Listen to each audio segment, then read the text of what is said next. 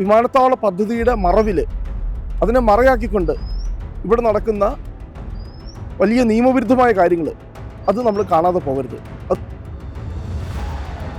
സർക്കാർ നിയോഗിച്ച 7 കമ്മീഷനുകൾ അർദ്ധസംഖ്യക്കിടയില്ലാത്തവണ്ണം ഇത് സർക്കാർ ഭൂമിയാണ് എന്ന് കൃത്യമായി തന്നെ വിലയിരുത്തിയിട്ടുണ്ട്, കണ്ടെത്തിയിട്ടുണ്ട്.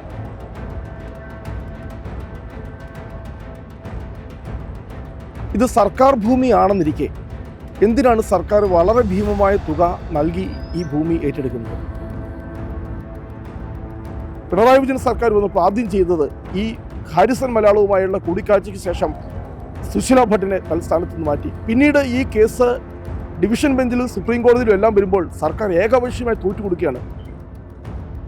അങ്ങനെ രാജമാണിക്യ റിപ്പോർട്ട് അട്ടിമറിച്ചു, സുശീല ഭട്ടിനെ തലസ്ഥാനത്ത് നിന്ന് പുറത്താക്കി.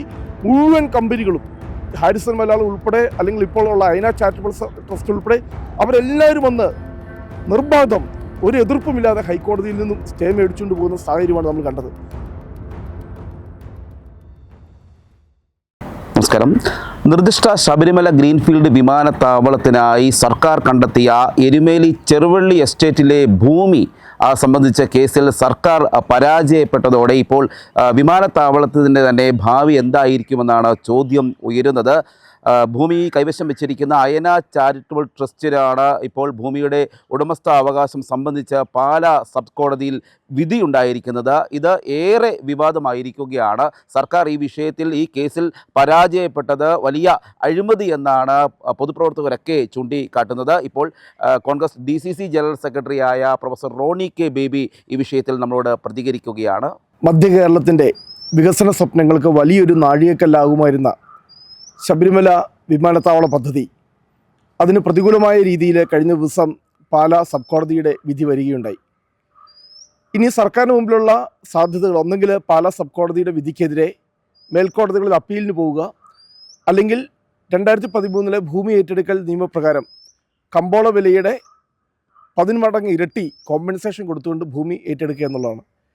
പക്ഷേ ഇവിടെയുള്ളൊരു യഥാർത്ഥ പ്രശ്നം, ഇത് സർക്കാർ ഭൂമിയാണെന്നിരിക്കെ എന്തിനാണ് സർക്കാർ വളരെ ഭീമമായ തുക നൽകി ഈ ഭൂമി ഏറ്റെടുക്കുന്നത്?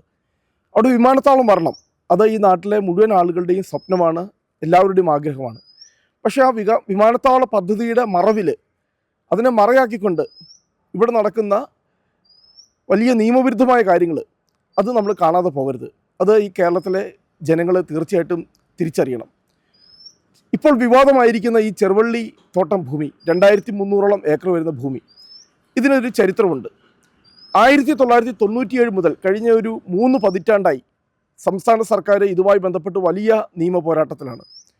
1997 സുമിത എൻ മേനോൻ കമ്മീഷൻ മുതൽ സർക്കാർ നിയോഗിച്ച 7 കമ്മീഷനുകൾ അർദ്ധസംഖ്യക്കിടയില്ലാത്തവണ്ണം ഇത് സർക്കാർ ഭൂമിയാണ് എന്ന് കൃത്യമായി തന്നെ വിലയിരുത്തിയിട്ടുണ്ട്, കണ്ടെത്തിയിട്ടുണ്ട്. 2011 ബഹുമാനപ്പെട്ട കേരള ഹൈക്കോടതിയുടെ സിംഗിൾ ബെഞ്ചും ഡിവിഷൻ ബെഞ്ചും ഈ ഭൂമി സർക്കാരിൻ്റെ ഭൂമിയാണ്, അത് ഏറ്റെടുക്കണം, അതിനാവശ്യമായ നടപടികൾ സ്വീകരിക്കണമെന്ന് സർക്കാരിനോട് ആവശ്യപ്പെടുകയുണ്ടായി. അതിൻ്റെ അടിസ്ഥാനത്തിലാണ് ഉമ്മൻചാണ്ടി സർക്കാർ അന്ന് ഏറ്റവും സത്യസന്ധനായിരുന്ന IAS ഓഫീസറായ ഡോക്ടർ MG രാജമാണിക്യത്തെ ഇതിനുവേണ്ടി പ്രത്യേക കമ്മീഷനായി വെച്ചുകൊണ്ട് ഇതിൻ്റെ നടപടികൾ ആരംഭിച്ചു. കമ്മീഷൻ വളരെ വിശദമായി ഇതിൻ്റെ പഠനങ്ങൾ നടത്തി, എന്നിട്ട് ആധികാരികമായി കണ്ടെത്തി ഇത് സർക്കാരിൻ്റെ ഭൂമിയാണ്. ഇത് കൈവശം വെച്ചിരിക്കുന്ന ഹാരിസൺ മലയാളത്തിനോ അല്ലെങ്കിൽ അവർ കൈമാറ്റം ചെയ്ത ഗോസ്പൽ ഫോർ ഏഷ്യ അല്ലെങ്കിൽ അയന ചാരിറ്റബിൾ സൊസൈറ്റിക്കോ ഈ ഭൂമിയിൽ യാതൊരുവിധ അവകാശവുമില്ല. ഇത് 100% സർക്കാരിൻ്റെ ഭൂമിയാണ്. അങ്ങനെ 2015 ഡോക്ടർ MG രാജമാണിക്യം ചെറുവള്ളിത്തോട്ടം ഏറ്റെടുത്തു. അതിനെ ഹൈക്കോടതിയുടെ സിംഗിൾ ബെഞ്ച് ശരിവെച്ചു. ജസ്റ്റിസ് ആശ ഈ വിധിയെ ശരിവെച്ചു. പക്ഷേ ദൗർഭാഗ്യകരമെന്ന് പറയട്ടെ, 2016 കേരളത്തിൽ ഭരണമാറ്റം ഉണ്ടായി. ഉമ്മൻചാണ്ടി സർക്കാർ അധികാരത്തിൽ നിന്ന് മാറി. ശ്രീ പിണറായി വിജയൻ്റെ നേതൃത്വത്തിലുള്ള LDF സർക്കാർ അധികാരത്തിൽ വന്നു. സർക്കാർ അധികാരത്തിൽ വന്നപ്പോൾ നിയമസഭയിൽ ഈ വിഷയം ആദ്യം തന്നെ ഉയർന്നു വന്നു. അന്ന് ബഹുമാനപ്പെട്ട മുഖ്യമന്ത്രി പറഞ്ഞത് ഇത് സർക്കാർ ഭൂമിയാണ് എന്നാണ്. പക്ഷേ അതിനുശേഷം ഹാരിസൺ മലയാളം കമ്പനിയുമായി ബഹുമാനപ്പെട്ട മുഖ്യമന്ത്രി നേരിട്ട് തന്നെ കൂടിക്കാഴ്ച നടത്തിയുണ്ടായി. അതിനുശേഷം സർക്കാരിൻ്റെ നിലപാടിൽ വലിയ മാറ്റമുണ്ടായി. 2017 ബഹുമാനപ്പെട്ട റാന്നി MLA രാജു എബ്രഹാം നിയമസഭയിൽ ചോദ്യം ഉന്നയിച്ചപ്പോൾ മുഖ്യമന്ത്രി പറഞ്ഞത് ഇത് ഹാരിസൻ്റെ ഭൂമിയാണ് എന്നാണ്. അപ്പോൾ 6 മാസം കൊണ്ട് എന്ത് നിലപാട് മാറ്റമാണ് സർക്കാരിൻ്റെ ഭാഗത്തുനിന്നുണ്ടായത്? ഇതിനകത്ത് നിലപാട് മാറ്റം മാത്രമല്ല ഉണ്ടായത്, ഈ ഭൂമി ഏറ്റെടുക്കൽ കേസുകൾ ഹൈക്കോടതിയിൽ ശക്തമായി വാദിച്ച സുശീല ഭട്ട് എന്ന അഭിഭാഷകയെ നമ്മൾ മനസ്സിലാക്കണം. സാധാരണഗതിയിൽ ഒരു സർക്കാർ നിയമിച്ച സ്പെഷ്യൽ പ്രോസിക്യൂട്ടറെ അടുത്ത സർക്കാർ വരുമ്പോൾ മാറ്റുകയാണ് ചെയ്യുന്നത്. പക്ഷേ ഈ സുശീല ഭട്ട് 2004 മുതൽ 2016 വരെ 12 വർഷം മാറി മാറി വന്ന UDF LDF സർക്കാരിൻ്റെ കാലത്ത് സ്പെഷ്യൽ പ്രോസിക്യൂട്ടറായിരുന്നു. ഉമ്മൻചാണ്ടി സർക്കാരാണ് 2005 ഇവരെ ആദ്യമായി അപ്പോയിൻറ്റ് ചെയ്യുന്നത്. പിന്നീട് വന്ന VS അച്യുതാനന്ദൻ സർക്കാർ LDF സർക്കാർ ഇവരെ മാറ്റിയില്ല, അവർക്ക് എല്ലാ പിന്തുണയും നൽകി. 2011 വീണ്ടും ഉമ്മൻചാണ്ടിയുടെ സർക്കാർ വന്നപ്പോൾ ഇവരെ മാറ്റിയില്ല, അവർക്ക് വീണ്ടും പിന്തുണ നൽകി. വളരെ ശക്തമായി അവർ ഒരു കേസ് പോലും ഹൈക്കോടതിയിൽ തോറ്റില്ല. ലക്ഷക്കണക്കിന് സർക്കാരിൻ്റെ രേഖകൾ, ഡോക്യുമെൻറ്റുകൾ പഠിച്ചാണ് അവർ കേസ് വാദിച്ചത്. മുഴുവൻ കേസുകളിലും അവർ വിജയിച്ചു.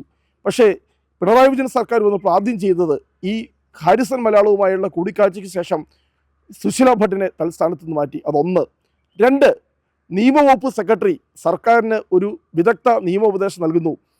രാജമാണിക്യം റിപ്പോർട്ട് ഭരണഘടനാ വിരുദ്ധമാണ്, അത് നിലനിൽക്കുന്നതല്ല. അപ്പോൾ പിന്നീട് ഈ കേസ് ഡിവിഷൻ ബെഞ്ചിലും സുപ്രീം കോടതിയിലും എല്ലാം വരുമ്പോൾ സർക്കാർ ഏകപക്ഷീയമായി തോറ്റുകൊടുക്കുകയാണ്. സർക്കാരിന് ഒരു അഭിഭാഷകൻ പോലുമില്ല ആ കേസിൽ വാദിക്കാൻ വേണ്ടി.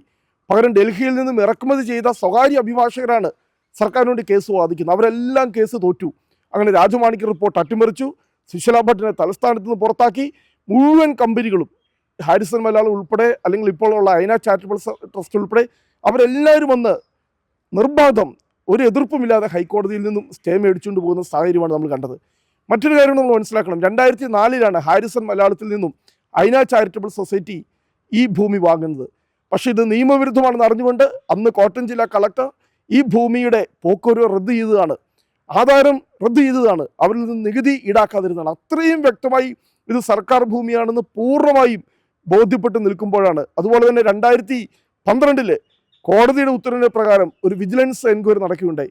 ആ വിജിലൻസ് എൻക്വയറി കൃത്യമായി പറയുന്നു, ഹാരിസൺ മലയാളം ഹാജരാക്കിയ മുഴുവൻ ഡോക്യുമെൻറ്റുകളും ഫോർജറിയാണ്, അവർ ആധാരം വ്യാജമായി ചമച്ചതാണ്, അതിൻ്റെ അകത്ത് വഞ്ചനയുണ്ട്. വിദേശത്ത് വെച്ചാണ് ഈ ഹാരിസൺ മലയാളം അവകാശപ്പെടുന്ന 90,000-ഓളം ഏക്കർ ഭൂമിയുടെ ആധാരം ചമച്ചിരിക്കുന്നതെന്ന് കൃത്യമായി കണ്ടെത്തിയിട്ട് ഇവർക്കെതിരെ ഒരു കേസ് പോലും രജിസ്റ്റർ ചെയ്യാതെ, നമുക്കറിയാം നമ്മുടെ നാട്ടിൽ കേരളത്തിൻ്റെ ഏറ്റവും വലിയ പ്രശ്നം എന്ന് പറയുന്നത് ഭൂമിയുടെ ലഭ്യതയില്ലായ്മയാണ്. ലൈവ് ഭവന പദ്ധതി ഉൾപ്പെടെ ഇന്നും നമുക്കറിയാം എത്രയോ പാവപ്പെട്ട ആളുകൾ ഒരു തുണ്ട് ഭൂമിയില്ലാതെ ഈ കേരളത്തിൽ ഇന്നും അവർ ബുദ്ധിമുട്ടുകയാണ്. നമ്മൾ പത്രമാധ്യമങ്ങളിൽ വായിക്കുന്നുണ്ട്, ശവസംസ്കാരത്തിന് പോലും ഭൂമിയില്ലാതെ വീടിൻ്റെ അടുക്കള പൊളിച്ച് നമ്മുടെ ഉറ്റവരെയും ഉടയവരെയും അടക്കുന്ന അവസ്ഥ പോലും ഇന്ന് കേരളത്തിൽ റിപ്പോർട്ട് ചെയ്യപ്പെടുമ്പോഴാണ്. നിങ്ങൾ അറിയണം, ഡോക്ടർ രാജമാണിക്യം കമ്മീഷൻ കണ്ടെത്തിയത് കേരളത്തിൻ്റെ റവന്യൂ ഭൂമിയുടെ 57% 5.5 ലക്ഷം ഏക്കർ സ്ഥലമാണ് ഇങ്ങനെയുള്ള വൻകിട കോർപ്പറേറ്റുകൾ, വൻകിട കമ്പനികൾ കൈവശം വെച്ച് നികുതി പോലും അടക്കാതെ സർക്കാരിനുള്ള നികുതി വെട്ടിപ്പ് പോലും നടത്തി മുന്നോട്ട് പോകുന്നത്. ഇപ്പോൾ ഇതിൻ്റെ അകത്ത് ഞാൻ ആദ്യം ഇവിടെ ചൂണ്ടിക്കാണിച്ചതുപോലെ നമ്മളൊക്കെ ഭൂമി സമരത്തിന് വേണ്ടി നിൽക്കുമ്പോഴും ഞങ്ങൾ ആരും വിമാനത്താവളത്തിനെതിരല്ല. പക്ഷേ ഇതിന് ഒരു കൃത്യമായ ഒരു മാർഗം ഉണ്ടാവണം, ഭൂമി ഏറ്റെടുക്കുന്നതിൽ ഒരു സുതാര്യത ഉണ്ടാവണം. ഇപ്പോൾ ബഹുമാനപ്പെട്ട മന്ത്രിയുടെ പ്രസ്താവന കഴിഞ്ഞ ദിവസം ശ്രദ്ധിക്കുകയുണ്ടായി. അദ്ദേഹം പറയുന്നത് ഈ ഭൂമി ഏറ്റെടുക്കും. 2013 ഭൂമി ഏറ്റെടുക്കൽ നിയമം, അതിൻ്റെ ഏറ്റവും അടിസ്ഥാന പാഠങ്ങൾ അറിയാവുന്ന ആളുകൾക്കറിയാം. 2013 ഭൂമി ഏറ്റെടുക്കൽ നിയമം എന്ന് പറയുന്നത് കമ്പോള വിലയുടെ 3-4 ഇരട്ടിയാണ് കോമ്പൻസേഷൻ കൊടുക്കുന്നത്. അപ്പോൾ ഈ 2300 ഏക്കറിന് കൊടുക്കാൻ പോകുന്ന കോമ്പൻസേഷൻ എത്രയാണെന്ന് ഈ നാട്ടിലുള്ള ആളുകൾ ഒന്ന് ചിന്തിക്കുന്നത് നല്ലതായിരിക്കും. അതുപോലെ തന്നെ 2-3 ആഴ്ചകൾക്ക് മുമ്പ് ബഹുമാനപ്പെട്ട ഹൈക്കോടതി ഈ ഭൂമി ഏറ്റെടുക്കലിന് വേണ്ടി സർക്കാർ പുറപ്പെടുവിച്ച വിജ്ഞാപനം റദ്ദ് ചെയ്യുകയുണ്ടായി. അതിൽ ചോദിച്ച ചോദ്യം വളരെ പ്രസക്തമാണ്. ഒരു വിമാനത്താവളത്തിന് 1000 ഏക്കറിൽ താഴെ മാത്രം ഭൂമി മതിയായിരിക്കെ, നമുക്കറിയാം തിരുവനന്തപുരം, നെടുമ്പാശ്ശേരി, കണ്ണൂർ, കരിപ്പൂർ പോലുള്ള വിമാനത്താവളങ്ങൾക്കൊക്കെ 1000 ഏക്കറിൽ താഴെയുള്ളൂ. അപ്പോൾ ഒരു വൻകിട വിമാനത്താവളത്തിന് 1000 ഏക്കറിൽ താഴെ മാത്രം ഭൂമി മതിയായിരിക്കെ എന്തിനാണ് 2300 ഏക്കർ സ്ഥലം ഏറ്റെടുത്തത് എന്ന് ബഹുമാനപ്പെട്ട കേരള ഹൈക്കോടതി ചോദിക്കുകയുണ്ടായി.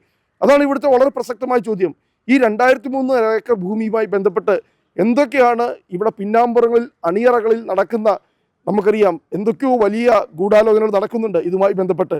അപ്പോൾ അതിനകത്ത് ഞങ്ങൾ ആവശ്യപ്പെടുന്നത് വളരെ കൃത്യമായി തന്നെ സർക്കാരിൻ്റെ ഭൂമി, ഇത് സർക്കാരിൻ്റെ ഭൂമിയാണെന്ന് കണ്ടെത്തിയിരിക്കെ ഇതിന് നമ്മൾ കോമ്പൻസേഷൻ കൊടുത്ത് ഏറ്റെടുക്കേണ്ടതുണ്ടോ?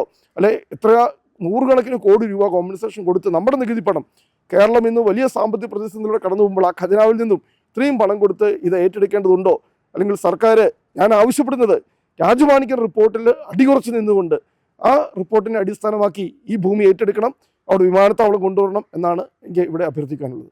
ഇപ്പം നമ്മുടെ മുമ്പിൽ ഉള്ള ഒരു സാധാരണ സംശയം എന്ന് പറയുന്നത് ഈ ഭൂമി എങ്ങനെയാണ് സർക്കാരിൻ്റെ ഭൂമിയായി മാറുക എന്നുള്ളതാണ്.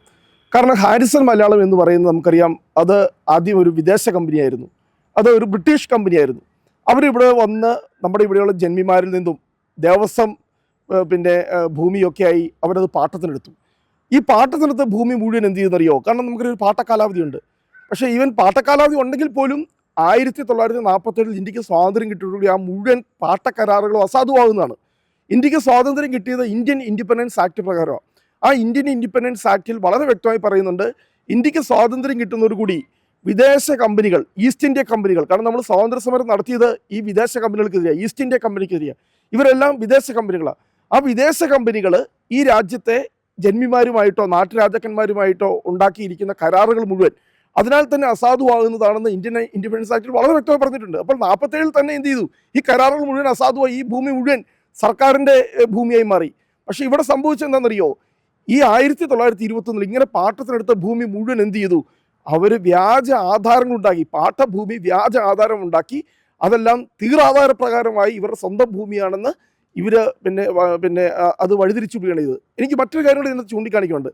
ഇപ്പോൾ വിവാദമായിരിക്കുന്ന ഈ ചെറുവള്ളി ഭൂമി, അതിൻ്റെ അകത്ത് ദേവസ്വം ബോർഡിൻ്റെ ഭൂമിയുണ്ട്. പശ്ചിമ ദേവസ്വം അവരുടെ 750ഓളം ഏക്കർ സ്ഥലം ഇതിനകത്തുണ്ട്. അവർ ഈ ഹാരിസൺ വെള്ളത്തിനെതിരെ കേസ് നടത്തുകയാണ്, ഹൈക്കോടതിയിൽ പരിശോധിക്കണം. അപ്പോൾ ഈ ദേവസ്വം ബോർഡിൻ്റെ ഭൂമി എന്ന് പറഞ്ഞാൽ എന്തുകൊണ്ടാണ് ദേവസ്വം ബോർഡ് അതിനെതിരെ കേസ് നടത്തിയത്? കാരണം അത് സർക്കാരിൻ്റെ ഭൂമിയാണെന്ന് കൃത്യമായ ബോധ്യമുള്ളതുകൊണ്ട്. അപ്പോൾ ഇതിനകത്ത് എന്താണ് ദേവസ്വം ബോർഡിൻ്റെ നിലപാട് എന്ന് ഞങ്ങൾക്ക് അറിയാൻ വേണ്ടി ആഗ്രഹമുണ്ട്.